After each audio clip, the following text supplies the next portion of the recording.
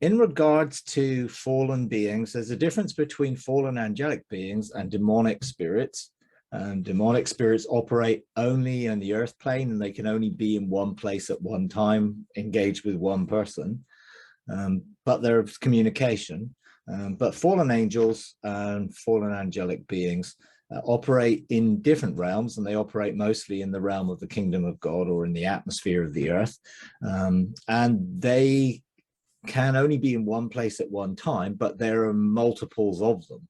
So let's say a political spirit or a fallen angel that has a political agenda operates in an order. So there are many beings who operate in that order, and there's a hierarchy in that order, and therefore there can be coordination in that order. And I do believe that if you're engaging together, that your spirit can be operating together in the realms of heaven, even if you're not necessarily fully aware of that.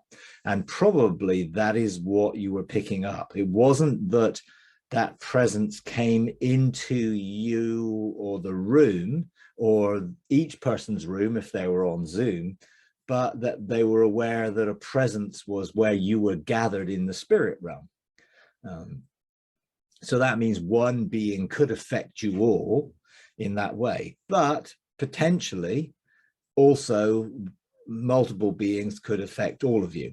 Now, in a sense, what you were discussing, I believe, is a very divisive subject, and the whole issue of the political spirit and the politicizing of the prophetic movement, and how they were prophesying things about the election that never came about, but they weren't willing to acknowledge that.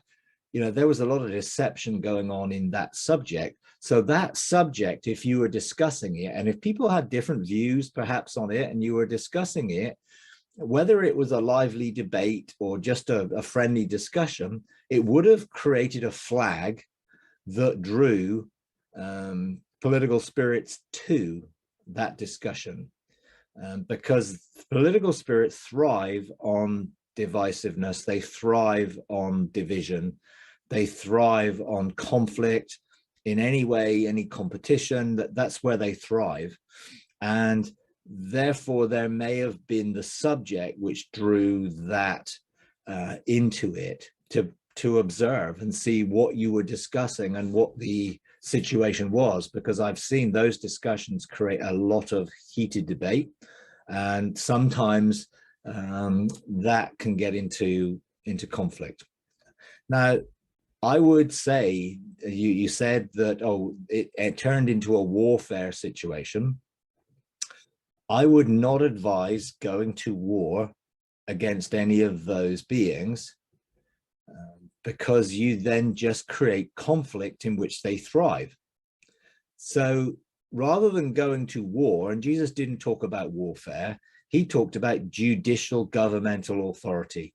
So use your authority, exercise the authority you have as sons of God to remove those things from your presence, or those whatever's interfering or hindering what you're doing. You can use your authority to remove them. If you know your authority, it doesn't take a lot for them to know that and withdraw.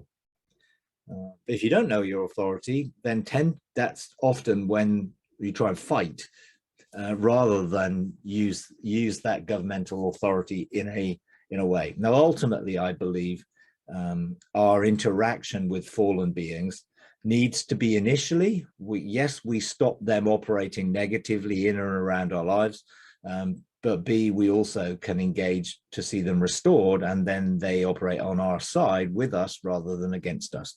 So much better to have friends than enemies. Now, ultimately, the more you focus on the negative, the more the negative enjoys the attention and will be drawn to you.